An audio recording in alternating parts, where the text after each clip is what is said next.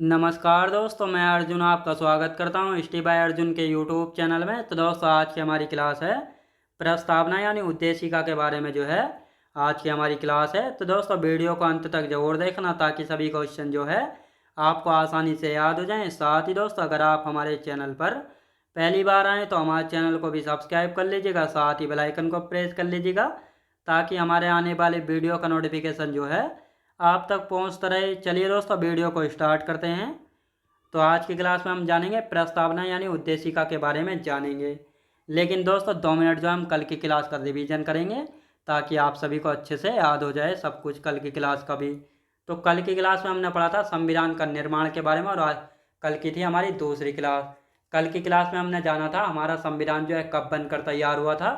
26 नवंबर 1949 को बनकर तैयार हुआ था और 26 जनवरी 1950 को जो है ये लागू हो गया था हमारा भारतीय संविधान। कितने अनुच्छेद और आर्टिकल थे हमारे मूल संविधान में, यदि बात करते हैं तो 395 जो आर्टिकल थे, 22 भाग थे और 8 अनुसूचियाँ थीं। और इसके बाद हमने जाना था जो संविधान सभा थी दोस्तों, संविधान सभा की जो है कुल कितनी बैठकें हुई थी। संविधान सभा की कुल 105 बैठकें हुई थी, जो कि 165 या 166 दिन तक जो है चली थी। संविधान सभा के कितने सेशन यानी अधिवेशन हुए थे, तो संविधान सभा के कितने सेशन हुए थे, तो 11+1 12 अधिवेशन जो है हुए थे। कितने? 12 अधिवेशन हुए थे। संविधानों को जो है यानी संविधान का हिंदी संस्करण किसने? कृष्ण वैद्य के द्वारा जो है लिखा गया था, बसंत कृष्ण वैद्य के द्वारा। अब हाथों के द्वारा भारतीय संविधान को किसने लिखा था? ये लिखा था प्रेम बिहारी नारायण रायजादा के द्वारा लिखा गया था। अंग्रेजी भाषा में लिखा गया था, अंग्रेजी भाषा की इटैलिक शैली में। और इनको कितना समय लगा था लिखने में? 6 माह का जो है समय लगा था। भारतीय संविधान की सजावट किसने की थी? जवाहरलाल मनोहर सिन्हा ने। और इस साथ ही दोस्तों नंदू बोस ने यानी नंदलाल बोस ने। तो ये आपको याद रखना है। भारतीय संविधान को बनाने में कितना समय लगा था? 2 वर्ष 11 माह 18 दिन का समय लगा था, लगभग में 3 वर्ष का समय लगा था।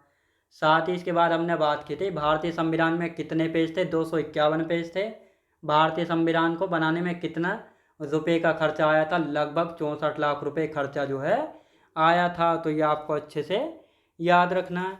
इसके बाद हमने जाना था संविधान सभा की अंतिम बैठक हुई थी 24 जनवरी 1950 को। और इसी अंतिम बैठक में जो है संविधान पर कितने लोगों ने हस्ताक्षर किए थे?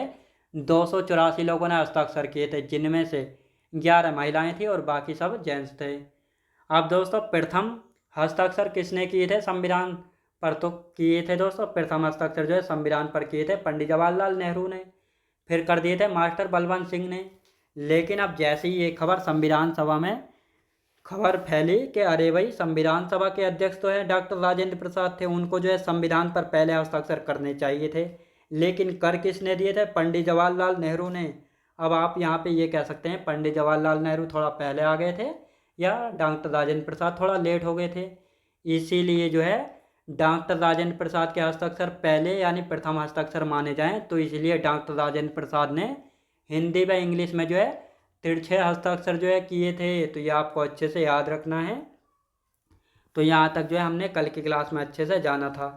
अब आज की क्लास में हम पढ़ने वाले हैं प्रस्तावना यानी उद्देशिका के बारे में, यानी द कॉन्स्टिट्यूशन ऑफ इंडिया यानी preamble, we the people of India, Bharat का संविधान यानी उद्देशिका। तो इसमें कहा गया है हम भारत के लोग हैं। क्या दोस्तों, यहाँ पे क्या कहा गया है? हम भारत के लोग हैं। भारत को एक संपूर्ण प्रभुत्व संपन्न समाजवादी पंथ निरपेक्ष लोकतंत्रात्मक गणराज्य बनाने के लिए तथा उसके समस्त नागरिकों को। तो ये आपको अच्छे से याद रखना है। क्वेश्चन पूछा गया है हमारी जो प्रस्तावना यानी प्रियम्बल है कहाँ से शुरू होती है? We the people of India या हम भारत के लोग हैं, यहाँ से शुरू होती है। साथ ही प्रस्तावना में समाजवादी पंथ निरपेक्ष लोकतंत्रात्मक गणराज्य ये शब्द दिए हुए हैं, तो ये भी आपको अच्छे से याद रखना है। अब यहाँ पे हम बात करने वाले हैं, कल का टॉपिक जो है कुछ रह गया था, जैसे संविधान के निर्माण में कुछ इंपॉर्टेंट फैक्ट हैं जहाँ से क्वेश्चन अक्सर पूछे जाते हैं। तो विश्व का जो है सबसे बड़ा लिखित संविधान कौन सा है, यानी वर्ल्ड में सबसे बड़ा लिखित रिटन कॉन्स्टिट्यूशन कौन सा है? भारत का, जिसमें लगभग 1,17,369 शब्द हैं। तो इतने शब्द होने के बाद जो है विश्व का सबसे बड़ा लिखित संविधान भारत का संविधान जो है हो जाता है। विश्व का प्रथम लिखित संविधान कौन सा है? विश्व में प्रथम लिखित संविधान कौन सा? यूएसए यानी अमेरिका का। लगभग इसमें कितने 7,000 शब्द हैं। और ये विश्व का जो है प्रथम लिखित संविधान है यूएसए का। ये कब बना था और कब लागू हुआ था? ये दोस्तों कब बना था? 1787 में। ये लागू कब हुआ था? 1787 में ये बना था दोस्तों। 1787 में बना था और ये 1789 में जो है लागू हो गया था। तो ये आपको अच्छे से याद रखना है। ये एशिया का प्रथम लिखित संविधान कहाँ का है? जापान का। तो दोस्तों यहाँ पे हम बात कर रहे हैं एशिया का जो है प्रथम लिखित संविधान कहाँ का था? जापान का था। विश्व का जो है सबसे छोटा संविधान कहाँ का? मोनाको का, जिसमें लगभग 3814 शब्द हैं। कितने? लगभग 3814 शब्द हैं। अब यहाँ पे हम बात करते हैं मूल संविधान यानी ओरिजिनल कॉन्स्टिट्यूशन जो है हीलियम गैस के बॉक्स में रखा गया संसदीय लाइब्रेरी में। यानी जो हमारा मूल संविधान यानी ओरिजिनल कॉन्स्टिट्यूशन था, इसको जो है हीलियम गैस के बॉक्स में रखा गया है संसद की लाइब्रेरी में। तो ये आपको अच्छे से याद रखना है। अब यहाँ पे हेडिंग डाल लेंगे आप सब लोग, प्रस्तावना यानी उद्देशिका यानी प्रियम्बल। तो भारत का संविधान यानी उद्देशिका। हम भारत के लोग हैं। भारत को एक संपूर्ण प्रभुत्व संपन्न समाजवादी पंथनिरपेक्ष को गणतंत्रात्मक गणराज्य बनाने के लिए तथा उसके समस्त नागरिकों को, तो ये यहाँ पे दिया गया है। अब यहाँ पे हम बात करेंगे जो ये प्रस्तावना या उद्देशिका है, इसका विचार यानी आइडिया कहाँ से? अमेरिका से लिया गया है। इसकी भाषा यानी लिपि ऑस्ट्रेलिया से। तो आपको ये पता होना चाहिए, विचार कहाँ से? अमेरिका से। भाषा कहाँ से? ऑस्ट्रेलिया से। अब यहाँ पे एक नोट लिखेंगे, यानी एक उद्देश्य प्रस्ताव या उद्देश्य संकल्प पेश किया गया था पंडित जवाहरलाल नेहरू के द्वारा। संविधान सभा की तीसरी महत्वपूर्ण बैठक कब हुई थी? 13 दिसंबर 1946 में। इसी तारीख को जो है एक उद्देश्य प्रस्ताव या उद्देश्य संकल्प जो है पेश किया जाता है पंडित जवाहरलाल नेहरू के द्वारा। और यही उद्देश्य प्रस्ताव को संविधान सभा के द्वारा 22 जनवरी 1947 में स्वीकार कर लिया जाता है। और यही उद्देश्य प्रस्ताव है जो कि प्रस्तावना बना था 26 नवंबर 1949 को। यानी जब हमारा संविधान बना था 26 नवंबर 1949 को, तो इस उद्देश्य प्रस्ताव यानी उद्देश्य संकल्प को जो है प्रस्तावना के रूप में जो है स्वीकार कर लिया गया था। और इसके बाद जो है दोस्तों 26 जनवरी 1950 को जो इसको लागू जो है कर दिया गया था। अब दोस्तों यहाँ पे हम बात करते हैं यानी शुरुआत यानी स्टार्टिंग कहाँ से होती है हमारी प्रस्तावना? हम भारत के लोग, we the people of India, यहाँ से जो है हमारी स्टार्टिंग होती है प्रस्तावना की। अब ये जो शब्द हैं ये कहाँ से प्रेरित यानी कहाँ से इंस्पायर्ड हैं? यूएनओ के चार्टर से लिए गए हैं, we the people of India. अब यूएनओ के चार्टर में ये शब्द कहाँ से लिए गए थे? अमेरिका के संविधान से लिए गए थे। तो ये आपको अच्छे से पता होना चाहिए, we the people of India यानी हम भारत के लोग हैं। ये शब्द कहाँ से लिए गए? यूएनओ के चार्टर से। अब यहाँ पे हम बात करते हैं प्रस्तावना से संबंधित वाद यानी केस। दो मामले हैं प्रस्तावना से संबंधित। पहला मामला था बेरूवादी वर्सेज भारत संघ 1960 का मामला था। बेरूवादी वर्सेज भारत संघ 1960 का मामला था। इस मामले में यहाँ पे एक क्वेश्चन बना था, क्या प्रस्तावना संविधान का भाग है? क्या इसमें संशोधन कर सकते हैं? तो सुप्रीम कोर्ट ने कहा था प्रस्तावना जो है संविधान का भाग नहीं है, इसमें संशोधन नहीं कर सकते हैं। अब दूसरा मामला आया था केशवानंद भारती बनाम केरल 1973 का मामला था। इसमें कहा गया था दोस्तों सुप्रीम कोर्ट प्रस्तावना जो है संविधान का भाग है और इसमें जो है संशोधन कर सकते हैं मूल ढांचे को छोड़कर। यानी सुप्रीम कोर्ट ने जो है प्रस्तावना संविधान का भाग है, इसमें संशोधन कर सकते हैं मूल ढांचे को छोड़कर। ये किस मामले में कहा था? ये कहा था केशवानंद भारती बनाम केरल 1973 के मामले में जो है कहा था। अब दोस्तों इस मामले की सुनवाई करने के लिए जो है 13 जजों की जो है बेंच बैठाई गई थी और भारत के इतिहास में जो है ये अब तक की जो है सबसे बड़ी बेंच थी इस मामले में। तो ये आपको अच्छे से याद रखना है। अब यहाँ पे हम बात करेंगे प्रस्तावना यानी प्रियम्बल की।